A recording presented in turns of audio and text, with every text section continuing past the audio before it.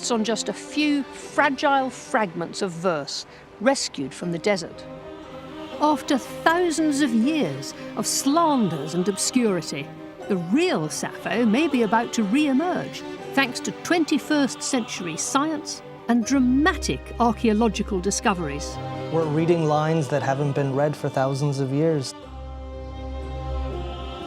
To reignite centuries of smouldering controversy. She had her opinion and she wanted to say it. A heady cocktail of music, sex and religion. This sometimes turns same-sex couples into the ancient equivalent of suicide bombers. But at its heart, a real woman and her family in a time of personal and political turmoil.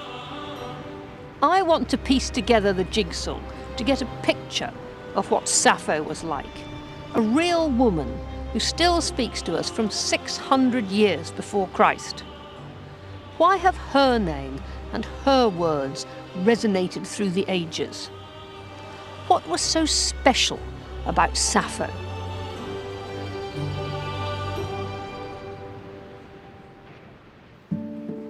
In February 2014, a Greek text written in Roman Egypt briefly made headlines around the world. No one, apart from a small group of scholars, has seen it since the 3rd century AD. So this is it. It's in Greek, but it comes from Egypt. It is. Probably would have been taken there from Alexandria by someone who retired or bought property and settled in the Fayum. And then eventually it wore out, and it was reused to make a kind of cardboard out of the pieces of it. This manuscript dates back to around 200 AD. An anonymous collector landed it on the desk of papyrologist Dirk Obbink in 2012, unaware of what it contained. When the small pieces were humidified, they immediately started to peel off. And the first thing that you could see underneath were the ends of the first 3 lines. The letters that my eye first focused on was the second to the last word of the first line, charaxon, that's a man's name, followed by the verb elthein in the spelling of the dialect of the island of Lesbos of the late 7th century. The only person we know in Greek antiquity who had the name Charaxos was the brother of the poetess Sappho from the island of Lesbos. And she was famous in antiquity, much loved and widely read and imitated and slandered, but her poetry didn't survive.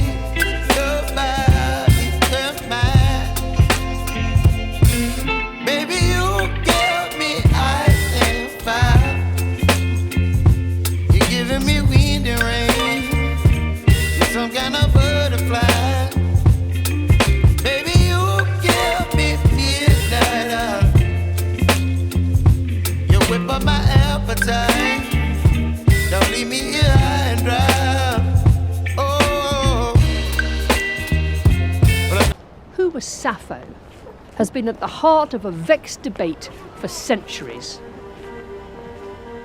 The works of the Greeks have shaped the way we think today. So Sappho, antiquity's foremost female poet, has been critical in forming our perception of women. Ever since her work was first read, this question, what was a woman doing, writing powerful, personal poetry in a man's world, has always been about more than just Sappho.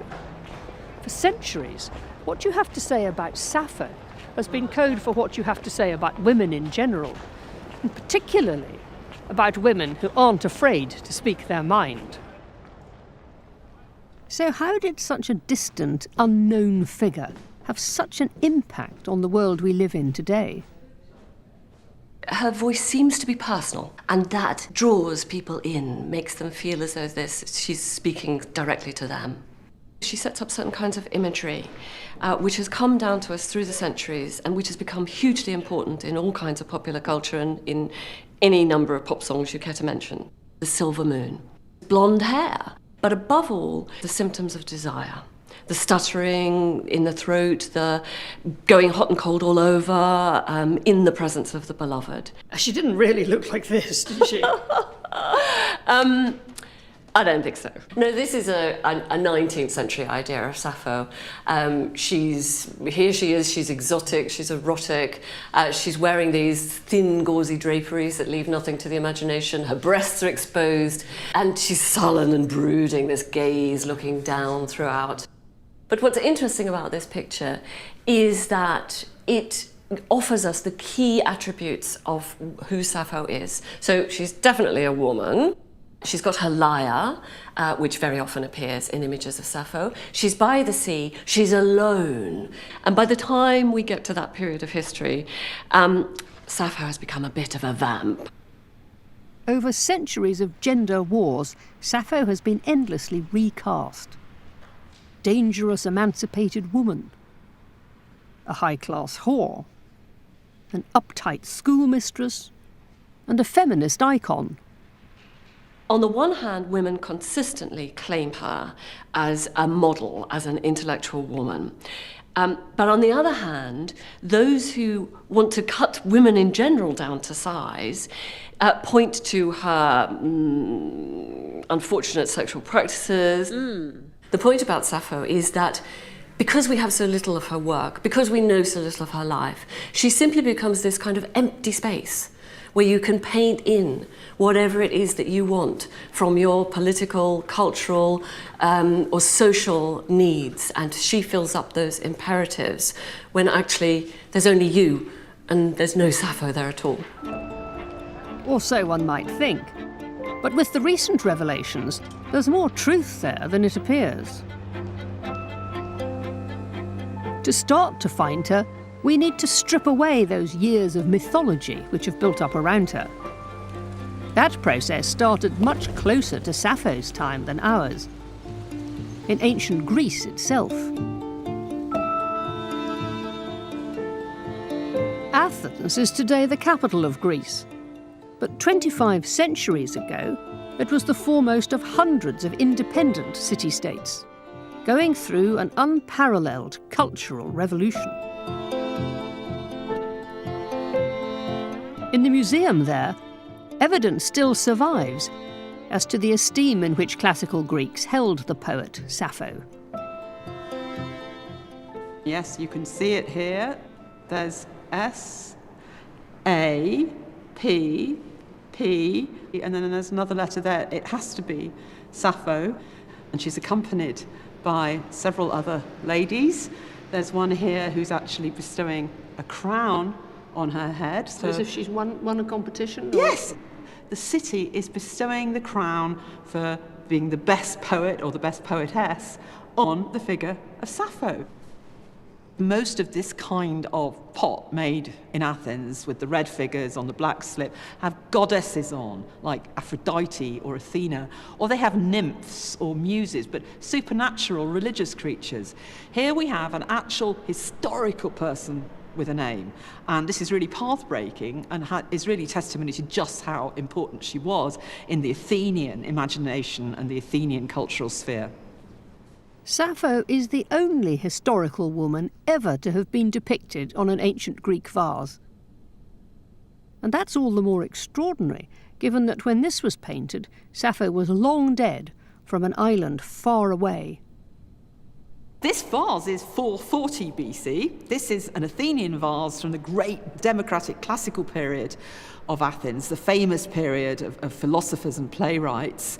But she's actually living and working around 600 BC. So this is more than a century and a half since Sappho herself was working.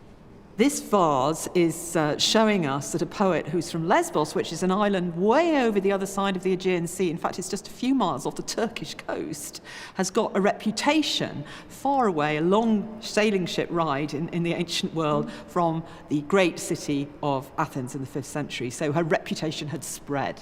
Do you think they'd have thought Sappho was exotic coming from this eastern island? Oh, definitely. Lesbos had a very particular reputation. Firstly, for producing very beautiful women. They also had a very interesting accent, which will have sounded almost oriental to the Athenians. But the most interesting thing is that they really were supposed to be the sexiest people in the entire Greek world. In fact, the word to do a lesbian is actually the ancient Greek for giving someone a blowjob. That's not quite what we associate Sappho with.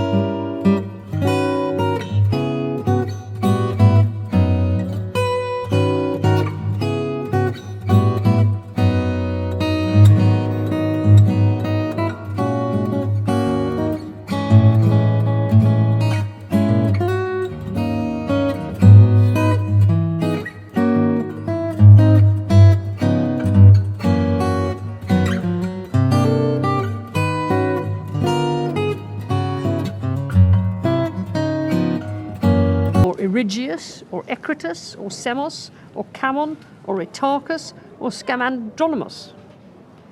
They also tell us she was married to a very wealthy man called Cerculus, who traded from Andros, which seems helpful until you realise that the comic poets invented this, and it means prick from Man Island.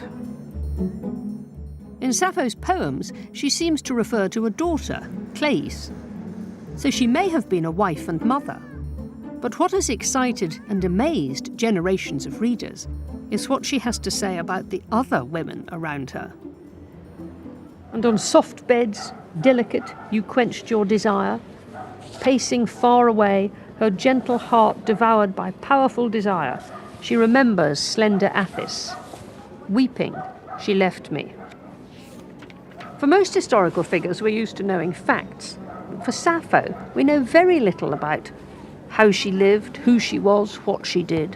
But what we do know about are her feelings, what she was passionate about, the women she loved, Athis, Megara, Telesipa, Mika. He seems to me an equal of the gods, whoever gets to sit across from you and listen to the sound of your sweet speech so close to him. In this poem, you think she's in love with a man, but it turns out she's in love with the girl he's sitting next to. Beguiling laughter. Oh, it makes my panicked heart go fluttering in my chest. For the moment I catch sight of you, there's no speech left in me, but tongue gags. All at once. It's because of poetry like this that we now think of Sappho as homosexual. Eyes no longer capable of sight. And Lesbos has become a global byword for gayness in women, with Sappho the iconic first lesbian. The place of Sappho's birth was Erissos, in the far west. It's one of the most beautiful spots on the whole island. In the summer, it thrives on a tourist industry built around Sappho. And every year, women flock from Europe and America to enjoy the women-only nudist beaches, the pick-up opportunities, and the free bohemian atmosphere.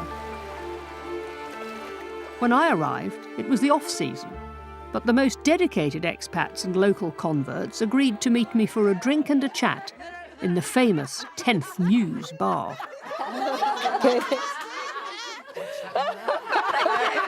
But she's got a fan club here, has she? The lesbians probably think about her as their, their guru, let's say, yeah. The starter of the movement, I'm saying, generally speaking. But somebody else can approach her because of the fact that she was a great poetess, because of her talent and her contribution and everything. So everybody depends what they want to have.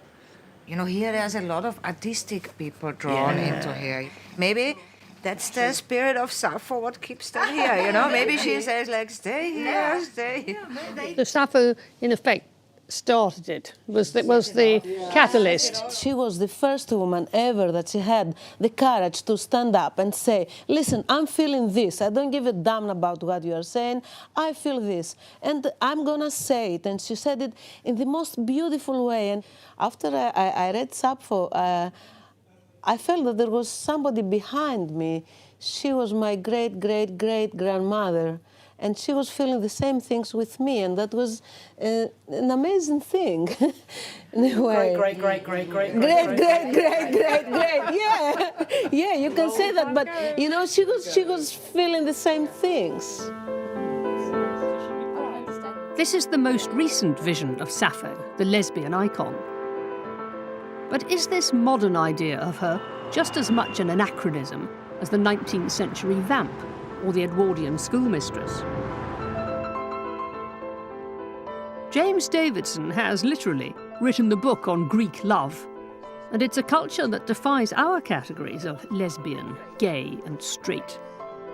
Here we have frottage between the thighs, surrounded by people in the gymnasium. You see two of them. Yes. In public. People with wreaths, a kind of dancer even. Is this a reflection of reality, or is this just a... Just some artist putting a whole lot of things together to make a pretty pot? Societies are strange, societies do strange things, and this is a really peculiar cultural phenomenon. Instead of Greek homosexuality, I sometimes think it should be called Greek homo besottedness, because it's always so over the top, it's always so extreme. And that seems to be almost a unique phenomenon. In Thebes, an army unit was created entirely of lovers. In Athens, love affairs could become political alliances. For men, gay love wasn't just personal preference. It was often the glue which held society together. So do you think she was following the male practice in writing poetry like that, or do you think she was a groundbreaker? The female version is much more difficult to discover. Sappho is, as the ancient critics say, she is a thaumaston krema. She's a wonderful, amazing thing. She's a phenomenon. So there's no question about that. But any kind of genius still follows on the culture of their time. What we are told is that in Sparta, the women had relationships just like the men, because we've even got a poem which is a maiden chorus in which the girls are flirting with each other while they're performing a ritual. But I think what's interesting about this whole phenomenon of Greek love, Greek homosexuality for men and women, is that it seems to be a kind of cultural and social institution. They're using it as a way of social cohesion to break out of family groups, to establish, if you like, to establish a community, so that an army of lovers is an army which breaks out of clan groupings and tribal groupings and unites the whole polis. There's no doubt that Sappho was in love with women, but she wasn't a lesbian in our terms. In her culture, homosexual feelings and practices were an important part of life in mainstream heterosexual society. And she is our best evidence that this was also true of women.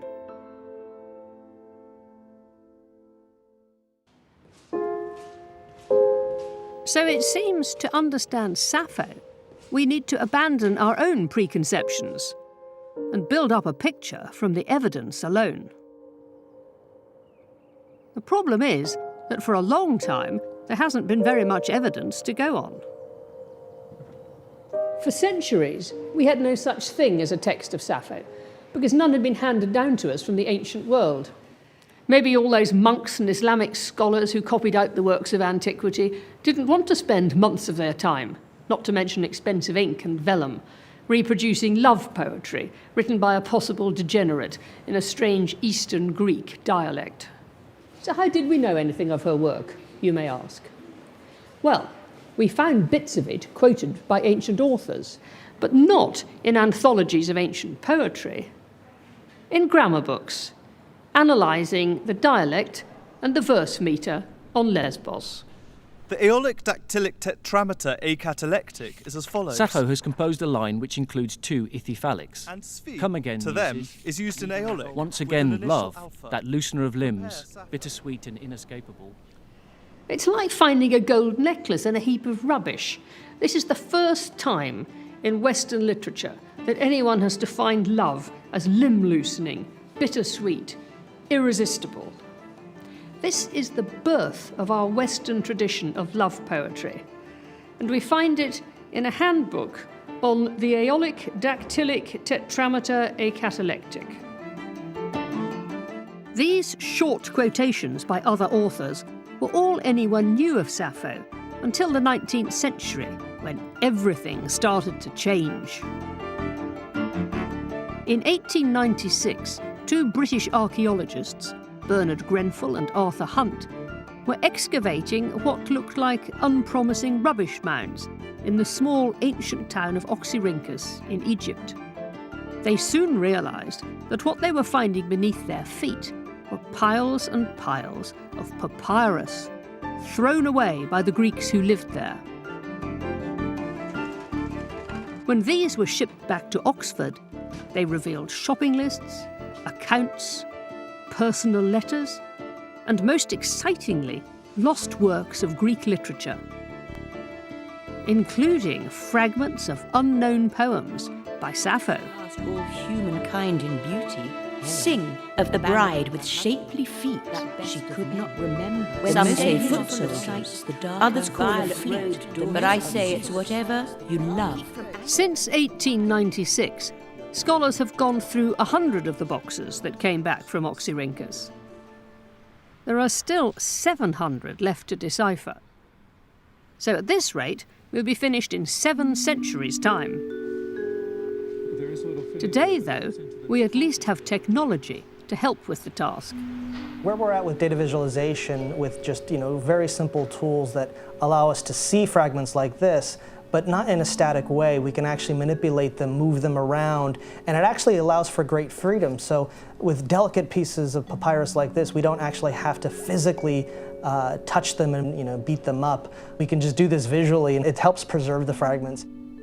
You can do that even if you haven't got all the pieces of papyrus where you are, can't you? Yes, that's even better. So you could be sitting anywhere around the world and still, working on your reconstruction of Sappho.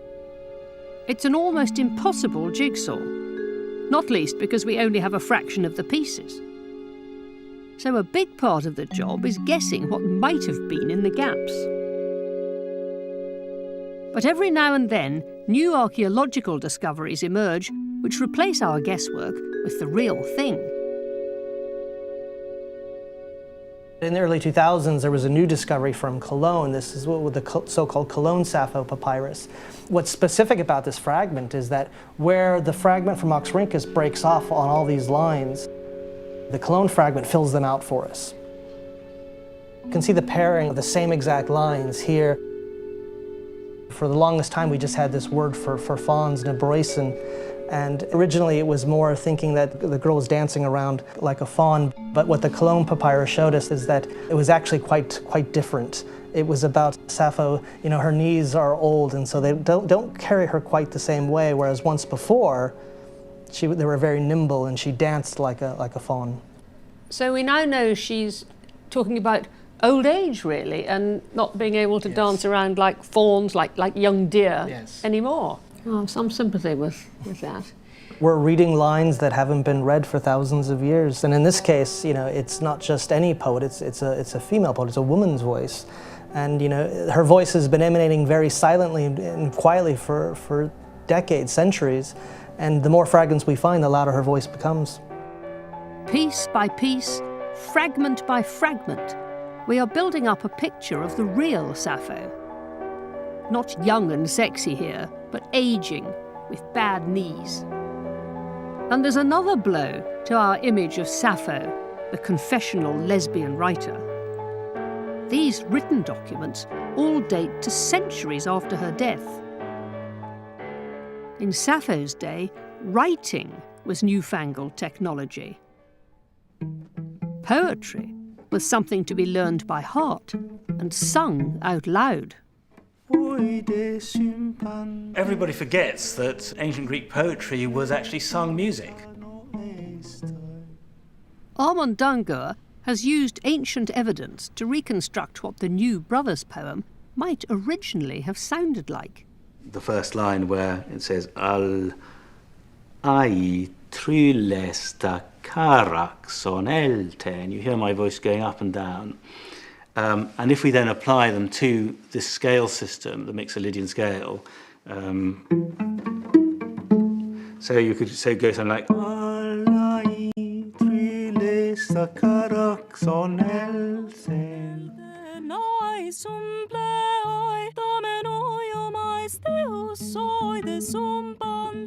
This otherworldly music was to Greeks the chief appeal of Sappho. Both these words and this tune would have spread through the Greek world orally long before they were written down. People are much more likely to remember a song than a poem, aren't they? The Muses, who were the goddesses of poetry and song and dance, were, in myth, the 9 Muses were the daughters of Mnemosyne, which means memory. This must have been the most marvellous.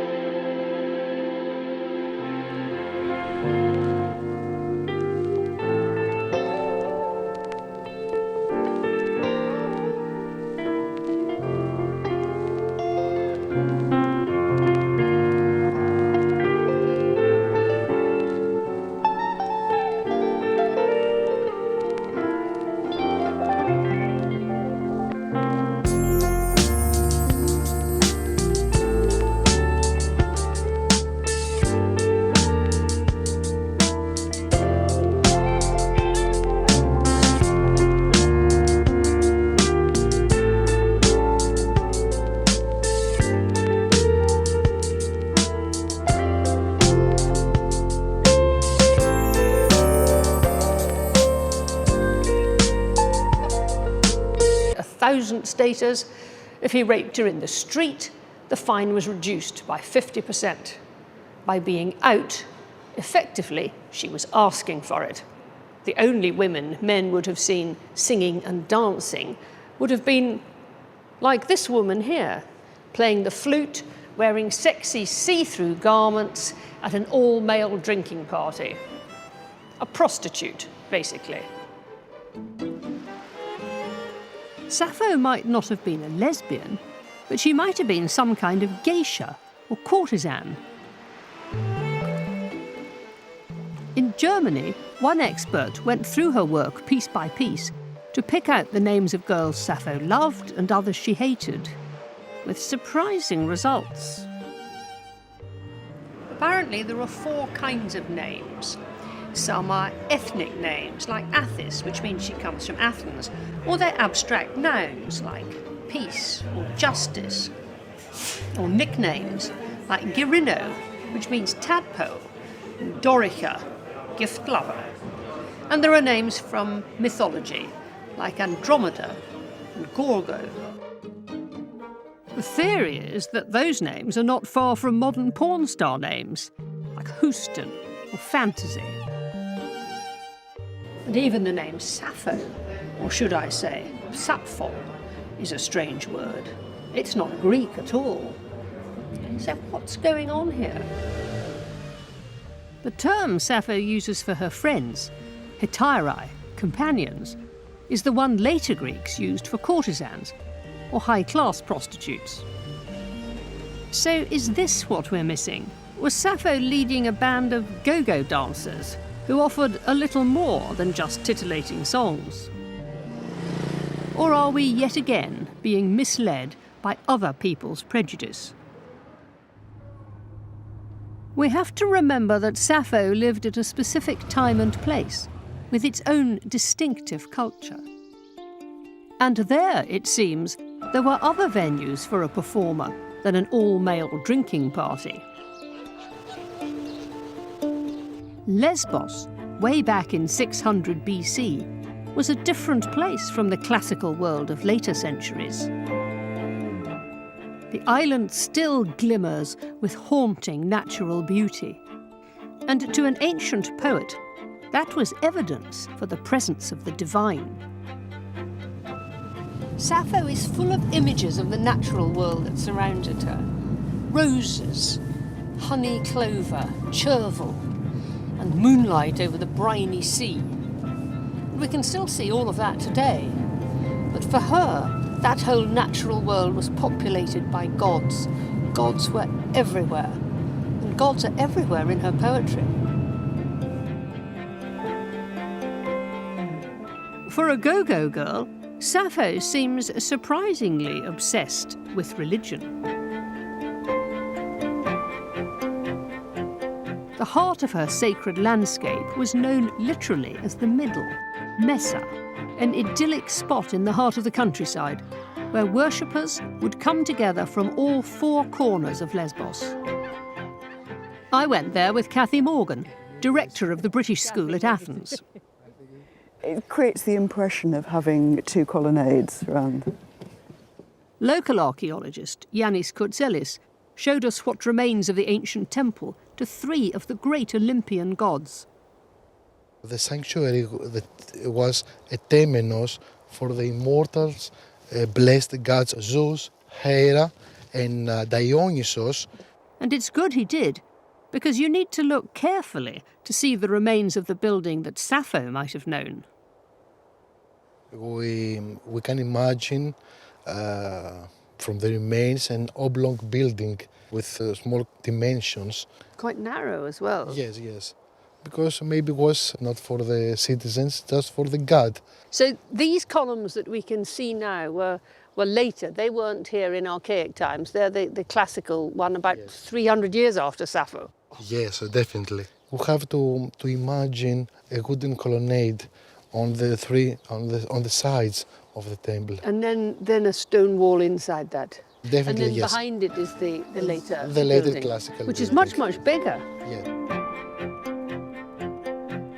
When Sappho was alive, all that was here was a tiny chapel-sized building, now dwarfed by the monumental temple built later. In her time, the building itself was an afterthought. What mattered was this holy piece of land set aside for the gods, and the island-wide festivals that regularly took place here.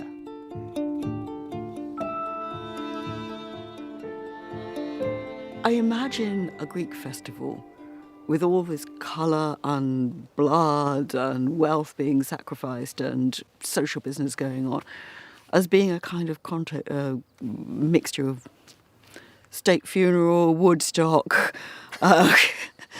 whichever you like to call it. The sort of nice bleached view of a Greek sanctuary that sometimes we have is completely alien. Yes, we think of people wafting around in spotless white garments in white marble buildings, don't we? Neatly bloodstained, yes, that's right. And you mentioned song and performance. Is it possible that Sappho, that a woman like Sappho might have had a role performing at a ceremony here? Very likely, actually.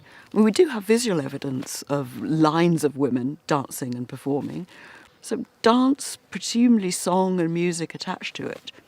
And her songs might have performed her songs here, in front of people from all over the island of Lesbos. Maybe she even made her name here. Far from a showgirl, Sappho may have been renowned for performing at religious events. For some people, this has been a chance to pigeonhole her once more.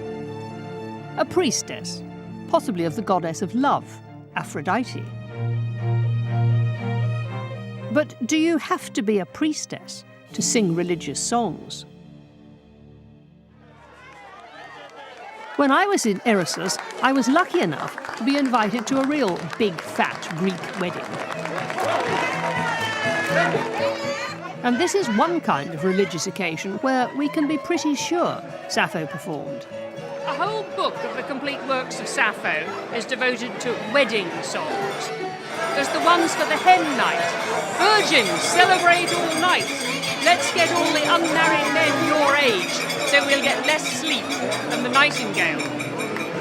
And then there's the ones when the groom is coming. Hymenaeus, Hymenaeus, here comes the groom like Ares. That's the god of war, and he's larger than even a big man.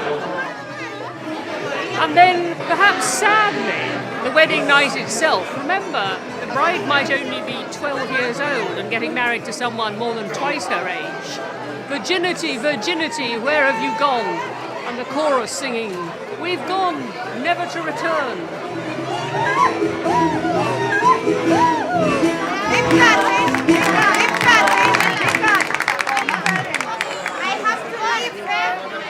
To change? Yeah. That's too beautiful not to wear. But too big, I can't dance.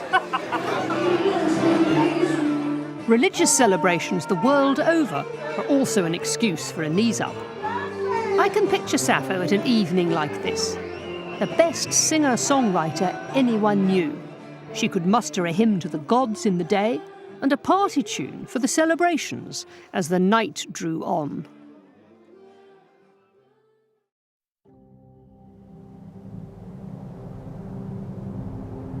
I don't think we need to pigeonhole Sappho as a priestess any more than a prostitute.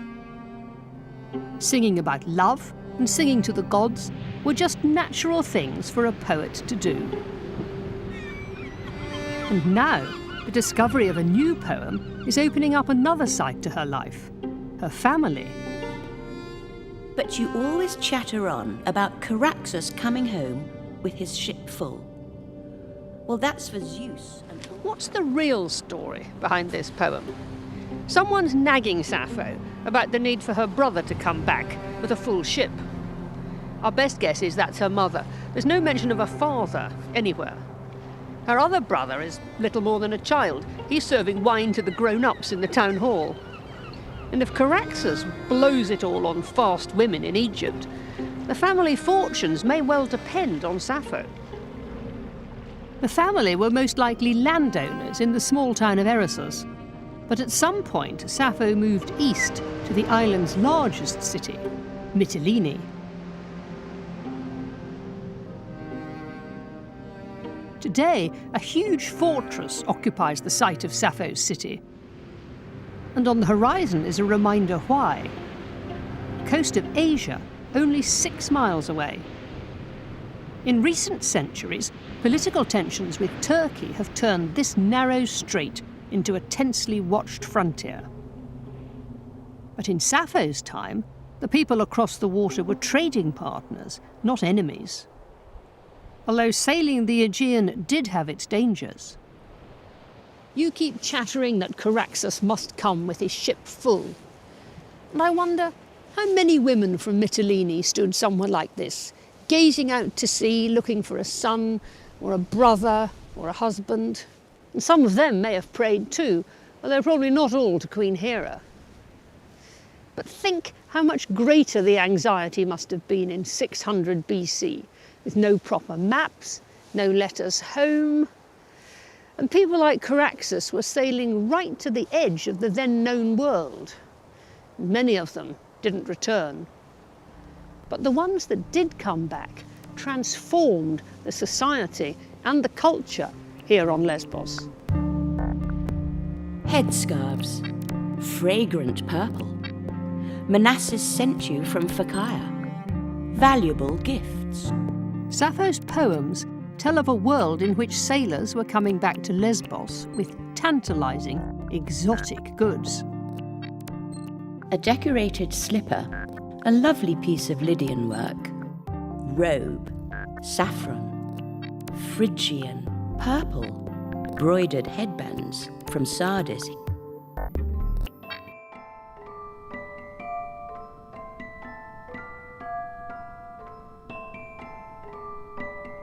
pieces are fantastic. They're really beautiful. I mean, look at how fine those designs are. These treasures of the British Museum give us a sense of the Eastern luxuries Sappho might have known. Yeah, this beautiful jewellery comes from a number of different graves from the end of the 7th century BC in Camurus, Rhodes. So not far from Lesbos and about the time Sappho was alive. Yes. So when Sappho writes about a headband for her daughter, she might have been thinking about something like this piece here. That's right. If she was extremely wealthy, it might have been a gold piece like this. Alternatively, she might have had something from textile. Could they have been made in Greece or imported? These were probably made locally, but the representation of this winged goddess with the beautiful little lions either side is a motif that you get from the Near East. Because what's this little figure here? It is an Egyptian faience bottle for perfumes. So it's not too far-fetched to think of Sappho sitting, putting on perfume from something like that and maybe fastening her cloak or her dress with something like that. Of course. This finery all comes from a time when Greeks were reaching across the Mediterranean as traders and colonists. And Caraxus, it seems, may have been headed for Egypt. We understand from a number of different sources that he was trading wine with Egypt, and the major trading port of Egypt at this time was Naucratis, and this was the port where all traders, including our friends from Lesbos, would have come. Now, this settlement was settled around the time of Sappho's birth, and we find a lot of Greek objects, including those that the Greek traders dedicated to their deities. And these two here came from Lesbos. And this one here mentions a dedication by someone from Mytilene. Right, so that might have been Caraxus. Well, who knows? Potentially.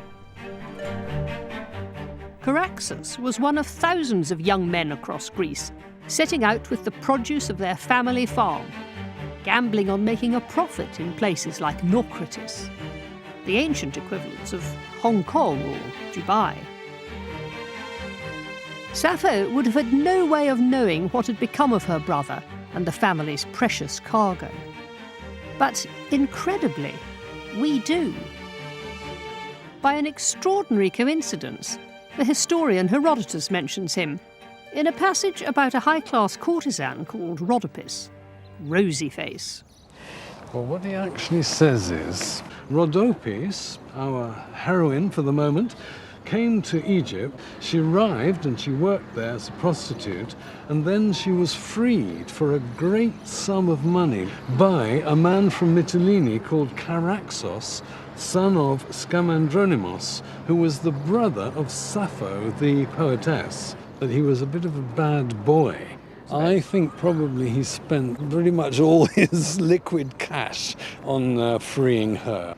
And do we know what Sappho thought of that? Herodotus says that in a poem, Sappho abused her brother immensely, and I think Sappho was not happy with the way her brother was both spending his money, which was in a way her money, on freeing what probably she would have called a tart.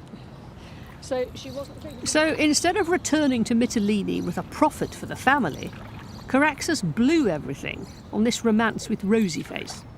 And when he got back, Sappho angrily confronted him in a song which hasn't survived. So she wasn't taking the moral high ground, probably. It was a business issue. I wonder, it could have been both. Was she a respectably married woman with a child and therefore was ripping up, really ripping into a feckless brother who should have settled down and got married to a nice Mytilenean girl? One doesn't know about that. This finally makes sense of the new poem we've discovered. Sappho must have sung a series of songs about her brother. The one we have found is set early on in the story. She's telling her mother not to get her hopes up about Caraxus. Then later, she sang one to Caraxus himself, berating him for leaving the family without a penny.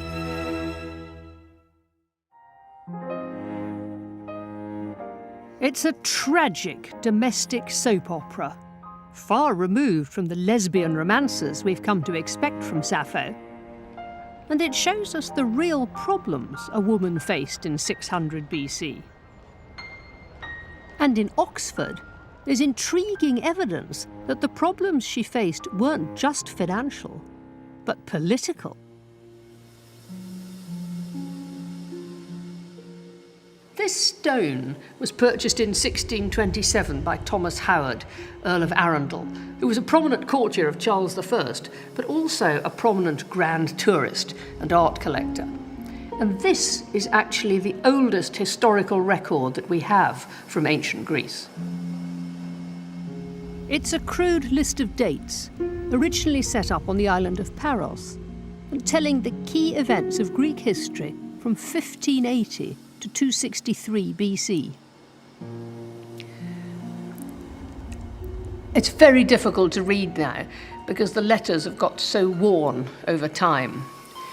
But what this bit actually says is Aphou Sappho ek Mytilenes e Sicilian e plusa fugusa.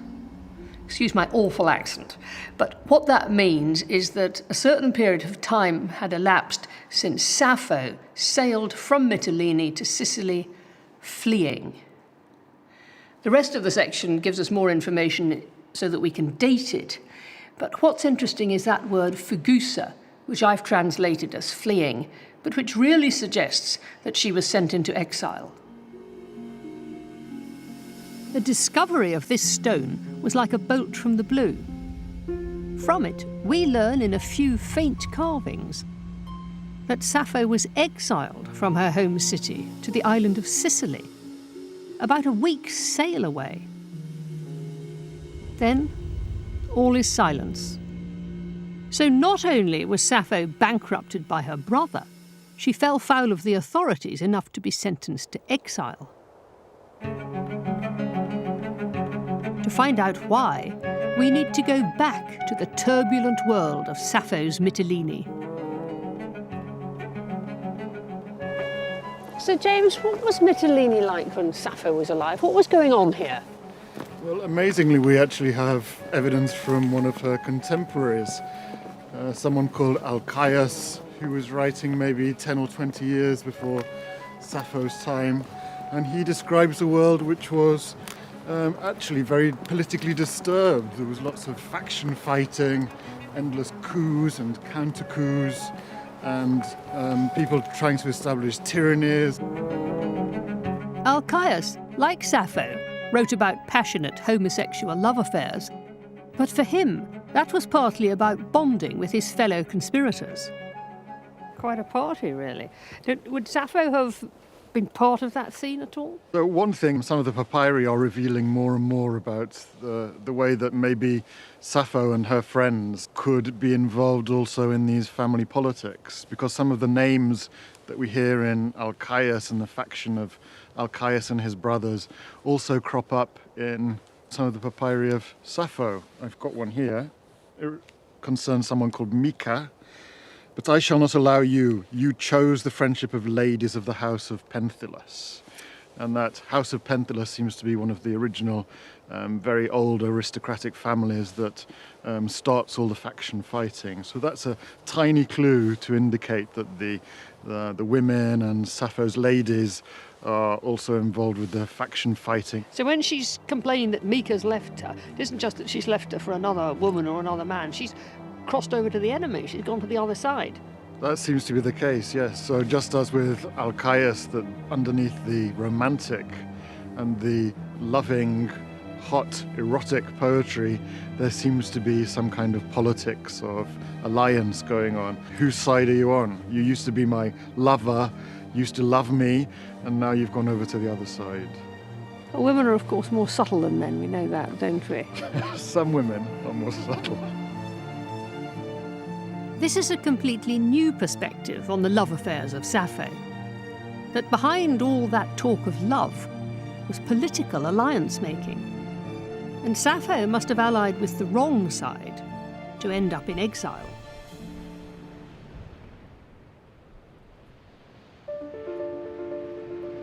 bankrupted, exiled. Each step in this tale takes us further from the otherworldly Sappho of romantic cliché. We're uncovering, I feel, not a dreamer, but a prominent figure on the island of Lesbos. A celebrated performer at its great festivals and gatherings. A woman heading up one of its great families in the absence of her brothers. A player in the island's cutthroat political struggles. But this truth about her was slowly clouded by the mists of time, and we've replaced it with the image of a poetess we wanted to see. And nowhere is this truer than with the story of Sappho's death.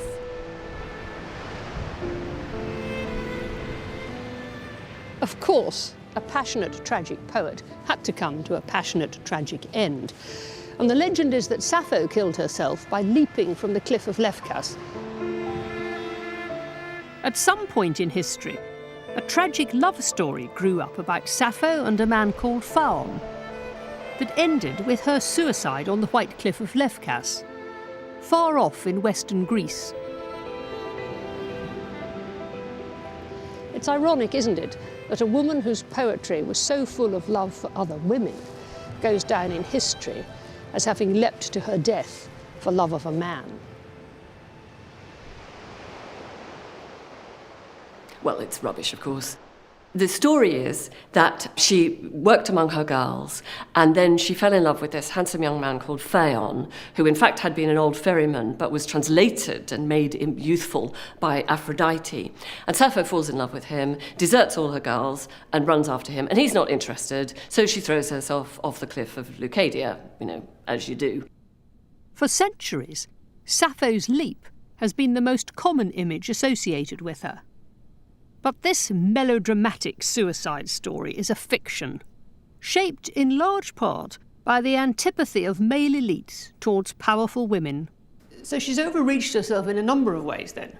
Absolutely. She's writing poetry, she's claiming a public role, she's speaking about women. And all of this is out there, and it has a political content as far as other viewers are concerned. So this is why that has to be taken back, and she has to be consumed with feeling. She has to be put back into a classic feminine role, which is sexualized, and then she has to die. That's the end. Yeah, the end. So she throws herself off the cliff, and this picture of Sappho killing herself becomes hugely prevalent just at this moment when women are beginning to claim rights to education, to employment, to the custody of their children. And so this is what happens to you? Yes, if you go down that route, this is what will happen. This reshaping of Sappho's story by male artists began in ancient Greece itself. But at some time, Sappho actually became a figure of fun, didn't she? Yes, absolutely. It's really strange that this poetess becomes a sort of grotesque comic role. In fact, several playwrights wrote comedies about her. If there was any one place that reshaped Sappho's reputation, it was here, the theatre of Dionysus in Athens, where a century after Sappho, the world's first plays were performed. Ancient Greek comedies actually all played by male actors in front of male audiences, but they liked to see men in transvestite roles. And it seems as though Sappho was played very, very ugly, very, very small, and the ancient Greeks didn't like short women, very dark-skinned, and she did all sorts of strange things. She seems to have fancied men often younger than her, and she's very randy and rather desperate. And I think it's a response in the 5th century in Athens, which was the kind of society where female sexuality wasn't something that was allowed to be talked about in public, and respectable women certainly, it wasn't recognised that they had any kind of sex life or sexual experience. So it's in that context that an educated, in fact aristocratic woman with a public sex drive has to be made funny, burlesque and comic. It's the only way that a patriarchal male society can cope with her. Because otherwise they'd feel threatened by her. I think they genuinely would feel threatened by her. And they don't want their women to have a role model like her. They certainly don't, so she's got to be small, dark, hideous, ugly, and a figure of fun. As the mythologised Sappho grew in popularity, So the real Sappho's influence slowly waned. And by the 8th century AD, the last books of her works had been consigned to the dust heap. But now, 2,600 years after her death, she is finally re-emerging from obscurity. We know that the family fortune was blown by Caraxus on his rosy-faced courtesan, and maybe one day we will know if Larichus ever did grow up to become a man, and what became of Sappho's daughter, Clais, and we may never know what actually became of the poet herself. But Sappho knew that she would have the last word. She wasn't afraid to say about people that she didn't like. But when you die, you will lie there, and afterwards there will never be any recollection of you or any longing for you. Unseen in the house of Hades, you will go to and fro among the shadowy corpses. But of herself, she wrote, "If you judge me by the divine muses, you will know that I escaped the gloom of Hades, and that no day will ever dawn that does not speak the name of Sappho, the lyric poet." And so far, she's been right.